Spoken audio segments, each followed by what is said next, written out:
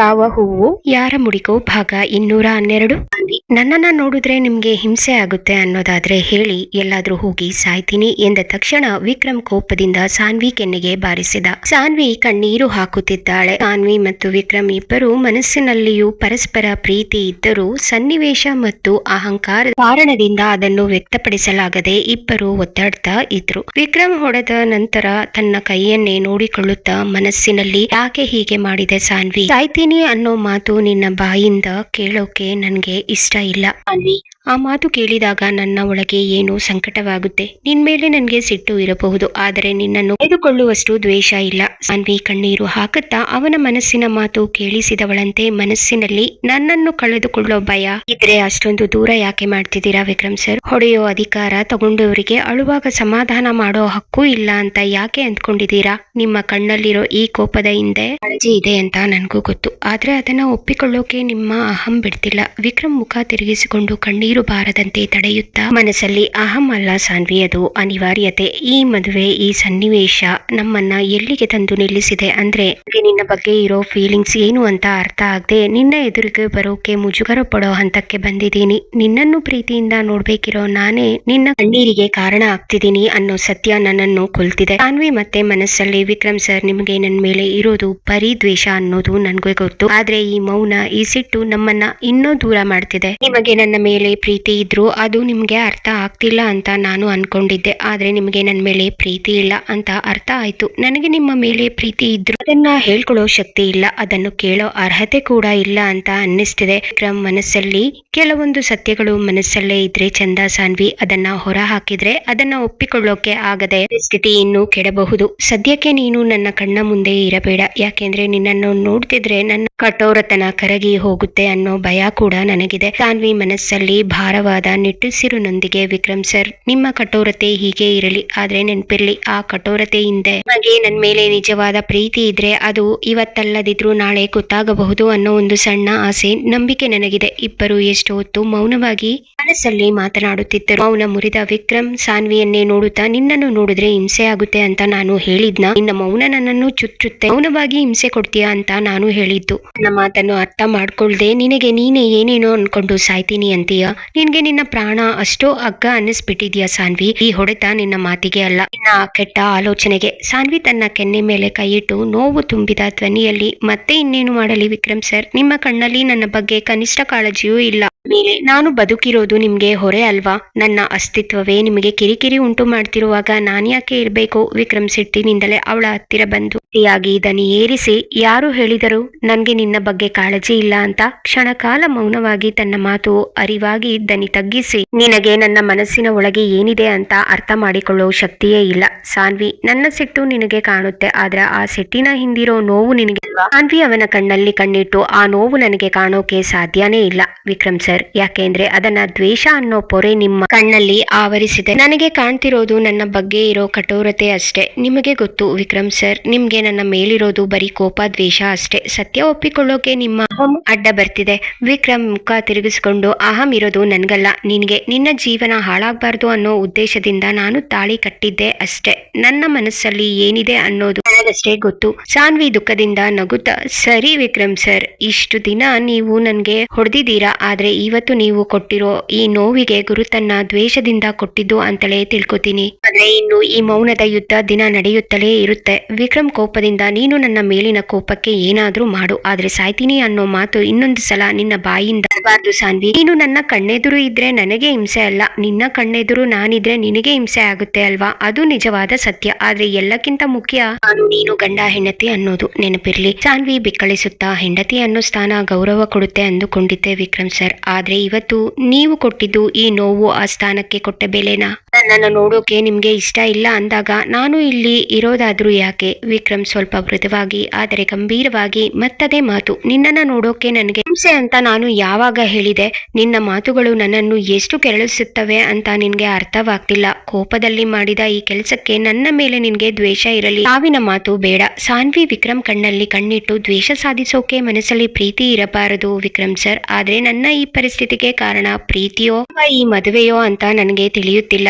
ಈ ಕೊಠಡಿಯ ಮೌನ ನನಗಿಂತ ಜಾಸ್ತಿ ಮಾತಾಡ್ತಿದೆ. ವಿಕ್ರಮ್, ನೋಡು, ನಮ್ಮಿಬ್ಬರ ಮನಸ್ಸು ಸರಿಯಿಲ್ಲ. ಸದ್ಯಕ್ಕೆ ವಿಶ್ರಾಂತಿ ತಗೋ. ಈ ರಾತ್ರಿ ನಮ್ಮಿಬ್ಬರ ನಡುವಿನ ಈ ಗೋಡೆಯನ್ನು ಇನ್ನೂ ಎತ್ತರ ಮಾಡೋದು ಬೇಡ ಎಂದವನು ಸಾನ್ವಿಯ ಮುಂದೆ ಬಂದು ನಿಂತು ನೋವಿನಿಂದ, ನೋಡು ಸಾನ್ವಿ, ಇವತ್ತು ಈ ಕೋಣೆಯನ್ನ ಅಲಂಕಾರ ಮಾಡಿರಬಹುದು, ಆದ್ರೆ ನನ್ನ ಮನಸ್ಸು ಮುಳ್ಳಾಗಿದೆ. ಮದುವೆ ಮಂಟಪದಲ್ಲಿ ನೀನು ಪ್ರಜ್ಞೆ ತಪ್ಪಿ ಬಿದ್ದಾಗ ಎಲ್ಲರೂ ನನ್ನನ್ನು ಅಪರಾಧಿಯಂತೆ ನೋಡ್ತಿದ್ರು. ನಿನ್ನ ಜೀವನ ಉಳಿಸೋಕೆ, ನನ್ನ ಅಪ್ಪ ಅಮ್ಮನ ಗೌರವ ಕಾಪಾಡೋಕೆ ನಾನು ಆ ತಾಳಿ ಕಟ್ಟಿದೆ. ಆದ್ರೆ ಆ ಒಂದು ಕ್ಷಣದ ನಿರ್ಧಾರ ಇವತ್ತು ನಮ್ಮಿಬ್ಬರ ಬದುಕನ್ನೇ ಕತ್ತಲೆಗೆ ದೂಡಿದೆ. ಸಾನ್ವಿ ಬಿಕ್ಕಳಿಸುತ್ತಾ, ನನಗೆ ಪ್ರಜ್ಞೆ ಬಂದಾಗ ನನ್ನ ಕೊರಳಲ್ಲಿ ತಾಳಿ ಇತ್ತು ವಿಕ್ರಮ್ ಸರ್. ನಾನು ಸತ್ತೋಗಿದ್ರು ಪರವಾಗಿರ್ಲಿಲ್ಲ. ನನ್ನನ್ನ ಬದುಕಿಸಿ ನೀವು ಇವತ್ತು ಪ್ರತಿ ಕ್ಷಣ ಯಾಕೆ ಹೀಗೆ ಮಾತುಗಳಿಂದ ಸಾಯಿಸ್ತಿದ್ದೀರಾ? ನಾನು ಕೇಳಿದ್ನ ನಿಮ್ಮ ಹತ್ತಿರ ನನ್ಗೆ ತಾಳಿ ಕಟ್ಟಿ ಅಂತ? ವಿಕ್ರಮ್ ಆಕ್ರೋಶದಿಂದ ಮತ್ತದೇ ಸಾವಿನ ಮಾತು. ಕೇಳಿಲ್ಲ, ನೀನು ತಾಳಿ ಕಟ್ಟಿ ಅಂತ ಕೇಳಿಲ್ಲ ಸಾನ್ವಿ. ಆದ್ರೆ ಅಪ್ಪ ಅಮ್ಮನ ಕಣ್ಣೀರು, ಜನರ ಮಾತುಗಳು ನನ್ನ ಮೌನವಾಗಿಸಿದವು. ಪ್ರಜ್ಞೆ ಇಲ್ಲದ ನಿನಗೆ ನಾನು ತಾಳಿ ಕಟ್ಟಿದ್ದು ನನ್ನ ಜೀವನದ ಅತಿ ದೊಡ್ಡ ತಪ್ಪು ಅಂತ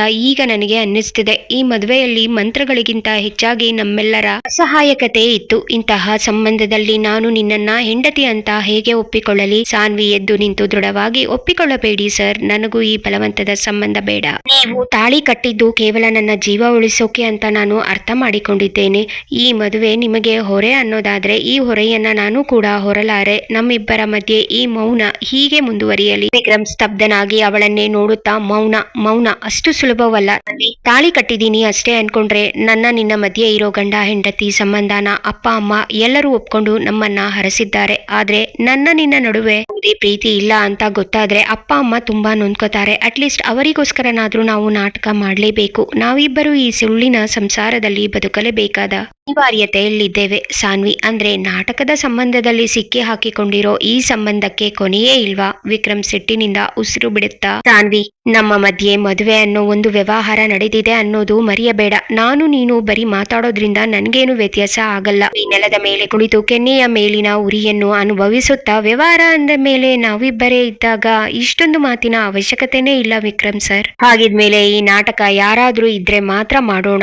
ಯಾರೂ ಇಲ್ಲ ಅಂದ್ರೆ ಒಬ್ಬರ ಮುಖ ಒಬ್ಬರು ನೋಡೋದೇ ಬೇಡ ಎಂದವಳು ಮುಖ ತಿರುಗಿಸಿಕೊಂಡಳು. ಸಾನ್ವಿ ಮಾತಿಂದ ಇನ್ನೂ ಬೇಸರಗೊಂಡ ವಿಕ್ರಮ್ ಕಠೋರವಾಗಿ, ಈ ಸಂಬಂಧಕ್ಕೆ ಬೆಲೆ ಕೊಡೋ ಮನಸ್ಥಿತಿ ನಿನಗೂ ಇಲ್ಲ, ನನಗೂ ಇಲ್ಲ. ನಿನ್ನ ಕೆನ್ನೆಗೆ ಬಿದ್ದ ಹೊಡೆತ ಕೇವಲ ನಿನ್ನ ಬಾಯಿಯಿಂದ ಬಂದ ಆ ಕೆಟ್ಟ ಮಾತಿಗೆ ಸಿಕ್ಕಿರೋ ಉತ್ತರ. ನಿನ್ನ ಮುಖ ನೋಡೋದು ನನಗೆ ಇಷ್ಟ ಇಲ್ಲ. ಅದು ನಿಜವಲ್ಲ, ಅದು ನಿನ್ನ ತಪ್ಪು ಕಲ್ಪನೆ. ಸಾನ್ವಿ ಕಣ್ಣೀರು ಒರೆಸಿಕೊಳ್ಳುತ್ತಾ, ನನ್ನ ತಪ್ಪು ಕಲ್ಪನೆ ಅಂದ್ರೆ ಸರಿ, ಹಾಗಾದ್ರೆ ನನ್ನ ನಿರ್ಧಾರ ಕೇಳಿ. ಇನ್ಮುಂದೆ ನಾನು ನೀವೊಬ್ಬರೇ ಇದ್ದಾಗ ಮುಂದೆ ಬರೋದಿಲ್ಲ. ನಮ್ಮಿಬ್ಬರ ಮಧ್ಯೆ ಈ ಅಂತರ ಹೀಗೆ ಇರಲಿ. ಇಲ್ಲಿ ಪ್ರೀತಿ ಇಲ್ಲಿದ್ದರೂ ಪರವಾಗಿಲ್ಲ, ಕನಿಷ್ಠ ಒಬ್ಬರಿಗೊಬ್ಬರು ಕಾಣಿಸಿಕೊಳ್ಳೋದೇ ಇರೋದೇ ವ್ಯವಹಾರಕ್ಕೆ ನಾವು ಕೊಡೋ ಅತಿ ದೊಡ್ಡ ಬೆಲೆ. ವಿಕ್ರಮ್ ತಿರುಗದೆ ದೂರ ಹೋಗುತ್ತಾ, ಇನ್ಮುಂದೆ ನೀನು ಹೇಳಿದ್ದಾನೆ ನಾನು ಬಯಸೋದು. ಈ ಕೊಠಡಿ ನಿನಗಾಚೆ ಇರೋ ಪ್ರಪಂಚ ನನಗೆ. ನಮ್ಮ ನಡುವೆ ಯಾವುದೇ ಮಾತುಕತೆ ಬೇಡ. ವಿಕ್ರಮ್ನ ಈ ಕಠಿಣ ಮಾತುಗಳು ಸಾನ್ವಿಯ ಎದೆಯನ್ನು ಸಿಳಿದಂತಾಗುತ್ತದೆ.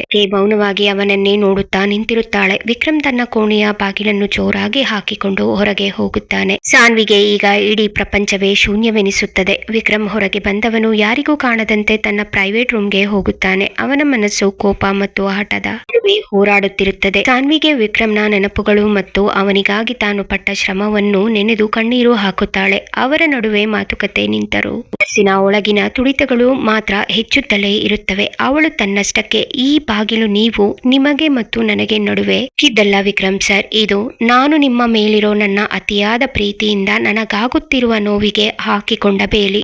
ಇರೋದು ನಿಮ್ಮ ಪ್ರಪಂಚ ಅಂತ ಹೇಳಿದ್ರಿ, ಆದ್ರೆ ನನ್ನ ಇಡೀ ಪ್ರಪಂಚವೇ ನೀವು ಅನ್ನೋದು ನಿಮ್ಗೆ ಯಾವಾಗ ಅರ್ಥ ಆಗುತ್ತೋ. ನಿಮ್ಮ ಜೊತೆ ಮಾತು ಬೇಡ ಅಂದೇ ನಿಜ, ಆದ್ರೆ ನಿಮ್ಮ ಮೌನ ನನ್ನ ಉಸಿರುಗಟ್ಟಿಸುತ್ತೆ ಅಂತ ನನಗೆ ಗೊತ್ತು. ನನ್ನ ಕೋಪದ ಹಿಂದೆ ನಿಮ್ಮ ಮೇಲಿರೋ ಹಠಕ್ಕಿಂತ ಹೆಚ್ಚಾಗಿ ನೀವು ನನ್ನನ್ನ ಅರ್ಥ ಮಾಡಿಕೊಳ್ಳಲಿಲ್ಲ ಅನ್ನೋ ನೋವು ಜಾಸ್ತಿ ಇದೆ. ಪ್ರತಿ ಕ್ಷಣ ನಿಮ್ಮನ್ನ ನೋಡಬೇಕು ಅನ್ಸುತ್ತೆ, ಆದ್ರೆ ಕಣ್ಣೆದುರು ಬಂದಾಗ ಪ್ರೀತಿಗಿಂತ ಹೆಚ್ಚಾಗಿ ಸಿಟ್ಟು ಯಾಕೆ ಬರುತ್ತೆ ಅಂತ ಅರ್ಥವಾಗ್ತಿಲ್ಲ. ನಮ್ಮ ನಡುವೆ ಮಾತು ಬೇಡ ಅಂದಲ್ಲ, ಈ ಮೌನ 100,000 ಮಾತುಗಳಿಗಿಂತ ಹೆಚ್ಚಾಗಿ ನನ್ನನ್ನು ಕೊಲ್ಲುತ್ತಿದೆ. ನಿಮ್ಮ ಕಠಿಣ ಮಾತುಗಳು ನನ್ನ ಎದೆ ಸೀಳಿದರು. ನಿಮ್ಮ ಕಣ್ಣಲ್ಲಿರೋ ಆ ಪ್ರೀತಿ ನನ್ನನ್ನೆಲ್ಲ ಮರೆಸ್ತಿತ್ತು. ಅದನ್ನ ಯಾವಾಗ ಹೇಳುತ್ತೀರಾ ಅಂತ ಕಾಯ್ತಿದ್ದೆ, ಆದ್ರೆ ಈಗ ನಿಮ್ಮನ್ನು ನೋಡ್ತಿದ್ರೆ ನನ್ನ ಪ್ರಯತ್ನ, ನಾನು ಪಟ್ಟ ಕಷ್ಟ ಎಲ್ಲ ವ್ಯರ್ಥ ಅನ್ನಿಸ್ತಿದೆ. ನನ್ನ ಶ್ರಮ ನಿಮಗೆ ಕಾಣದಿದ್ದರೂ ಪರವಾಗಿಲ್ಲ, ಆದ್ರೆ ನಿಮ್ಮ ಹೃದಯಕ್ಕೆ ನನ್ನ ತುಡಿತ ಯಾಕೆ ಕೇಳ್ತಿಲ್ಲ? ಮೌನವೇ ಅಸ್ತ್ರ ಅನ್ಕೊಂಡಿದ್ದೀರಾ, ಆದ್ರೆ ಅದೇ ಮೌನ ನನ್ನನ್ನ ನಿಮ್ಮಿಂದ ದೂರ ಮಾಡ್ತಿದೆ ಅನ್ನೋ ಭಯ ನನ್ನನ್ನ ಕಾಡ್ತಿದೆ ಎಂದುಕೊಂಡವಳು ಹಾಸಿಗೆ ಮೇಲೆ ಬೋರಲಾಗಿ ಮಲಗಿ ಅಳುತ್ತಿದ್ದಳು. ಮಳೆ ನಿಧಾನವಾಗಿ ಸುರಿಯುತ್ತಿದೆ. ನಮ್ಮ ಕೋಣೆಯ ಕಿಟಕಿಯ ಬಳಿ ನಿಂತು ಹೊರಗೆ ನೋಡುತ್ತಿದ್ದಾನೆ. ಮಳೆ ಬರುತ್ತಿರುವ ಶಬ್ದ ಕೇಳಿ ಸಾನ್ವಿ ತನ್ನ ಮನಸ್ಸಿನ ನೋವು ಮರೆಯಲು ಮಳೆಯಲ್ಲಿ ನೆನೆಯಬೇಕು ಮಾಡಬೇಕೆಂದುಕೊಂಡು ಮನೆಗೆ ಬರುತ್ತಾಳೆ. ವಿಕ್ರಮ್ ಕಿಟಕಿಯ ಬಳಿ ಮಳೆಯ ಹನಿಗಳನ್ನು ನೋಡುತ್ತಾ ತನ್ನ ಮನಸ್ಸಿನ ಆಳದಲ್ಲಿರುವ ನೋವನ್ನು ಬಿಚ್ಚಿಡುತ್ತಾ ಅವನ ಮನಸ್ಸಿನ ಮಾತುಗಳು ಹೊರಬರುತ್ತಿವೆ. ಹೊರಗಡೆ ಸುರಿಯುತ್ತಿರೋ ಈ ಮಳೆ ನನ್ನ ಕಣ್ಣೀರನ್ನ ಮರೆಸಬಹುದು, ಆದ್ರೆ ನನ್ನ ಮನಸ್ಸಿನ ಒಳಗಿರೋ ಆ ಪೇಕುತಿಯನ್ನು ಯಾರು ಆರಿಸ್ತಾರೆ ಸಾನ್ವಿ? ಇಲ್ಲೋ ಹಾಕಿಕೊಂಡಿದ್ದು ನಿನಗೆ ಶಿಕ್ಷೆ ಕೊಡೋಕಲ್ಲ, ನಿನ್ನ ಕಣ್ಣೀರು ನೋಡಿದ್ರೆ ನನ್ನ ಈ ಹಠ ಕರಗಿ ನೀರಾಗುತ್ತೆ ಅನ್ನೋ ಭಯಕ್ಕೆ. ನನ್ನ ಮಾತಾಡಿಸಬಾರದು ಅನ್ಕೊಂಡಿರೋ ಪ್ರತಿ ಕ್ಷಣವೂ ನನ್ನ ಜೀವ ಹಿಂಡಿದಂತಾಗ್ತಿದೆ. ಆದ್ರೆ ಈ ಮೌನ ನಿನಗೆ ನನ್ನ ಬೆಲೆ ತಿಳಿಸಲಿ ಅಂತ ಸುಮ್ಮನಿದ್ದೀನಿ. ನೀನು ಅಳ್ತಿರೋ ಆ ಪ್ರತಿ ಧ್ವನಿಯು ನನ್ನ ಎದೆಗೆ ಬರ್ಜಿ ನಾಟಿದಂತಾಗ್ತಿದೆ. ಒಂದೊಂದು ಸಲ ನೀನು ನನ್ನ ಪ್ರಾಣ ಅನ್ಸುತ್ತೆ ಸಾನ್ವಿ. ನಿನ್ನನ್ನು ನೋಯಿಸೋದು ಅಂದ್ರೆ ನನ್ನನ್ನೇ ನಾನೇ ಸಾಯಿಸಿಕೊಂಡಂತೆ. ನಿನ್ನ ಮೇಲೆ ಇರೋ ಭಾವನೆ ಯಾವುದು ಅಂತ ನನ್ಗೆ ಅರ್ಥ ಆಗ್ತಿಲ್ಲ. ನನ್ನ ಪ್ರೀತಿಯನ್ನ ಸಿಟ್ಟಿನ ಮುಖವಾಡದಲ್ಲಿ ಅಡಗಿಸಿಟ್ಟಿದ್ದೇನಾ? ಈ ಮೌನ ನಮ್ಮನ್ನು ಹತ್ತಿರ ಮಾಡುತ್ತೋ ಅಥವಾ ಶಾಶ್ವತವಾಗಿ ದೂರ ಮಾಡುತ್ತೋ ಅಂತ ಕಾಡ್ತಿದೆ ಎಂದುಕೊಂಡ. ಏನು ಅವರ ನಡುವೆ ಮಾತುಕತೆ ನಿಂತರೂ ಮನಸ್ಸಿನ ಒಳಗಿನ ತುಡಿತಗಳು ಮಾತ್ರ ಹೆಚ್ಚುತ್ತಲೇ ಇರುತ್ತವೆ. ಮುಂದಿನ ದಿನಗಳಲ್ಲಿ ವಿಕ್ರಮ್ಗೆ ತನ್ನ ಪ್ರೀತಿಯ ಅರಿವಾಗುತ್ತದೆಯೇ ಅಥವಾ ಸಾನ್ವಿ ಬೇಸತ್ತು ಈ ಮೌನವನ್ನೇ ಅಸ್ತ್ರವಾಗಿಸಿಕೊಂಡು ಅವನಿಂದ ದೂರ ಸರಿಯುತ್ತಾಳೆಯೇ ಎಂಬ ಕುತೂಹಲ ನಿಮಗೂ ಇದೆಯೇ? ಹಾಗಿದ್ದರೆ ಕತೆಗಾಗಿ ಕಮೆಂಟ್ ಮಾಡಿ, ನಿಮ್ಮ ಆಲೋಚನೆಗಳನ್ನು ಹಂಚಿಕೊಳ್ಳಿ. ಕತೆ ಹೇಗೆ ಅನಿಸಿತು ಎಂಬುದನ್ನು ಕಮೆಂಟ್ ವಿಭಾಗದಲ್ಲಿ ತಿಳಿಸಿ. ಇಷ್ಟ ಆದ್ರೆ ಲೈಕ್ ಮಾಡಿ, ಮಿಸ್ ಮಾಡದೆ ನಮ್ಮ ಕನ್ನಡ ಹಾಡುಗಳು ಹಾಗೂ ಕತೆಗಳಿಗಾಗಿ ನಮ್ಮ ಚಾನೆಲ್ಗೆ ಸಬ್ಸ್ಕ್ರೈಬ್ ಮಾಡಿ. ನಿಮ್ಮ ಬೆಂಬಲಕ್ಕೆ ಧನ್ಯವಾದಗಳು.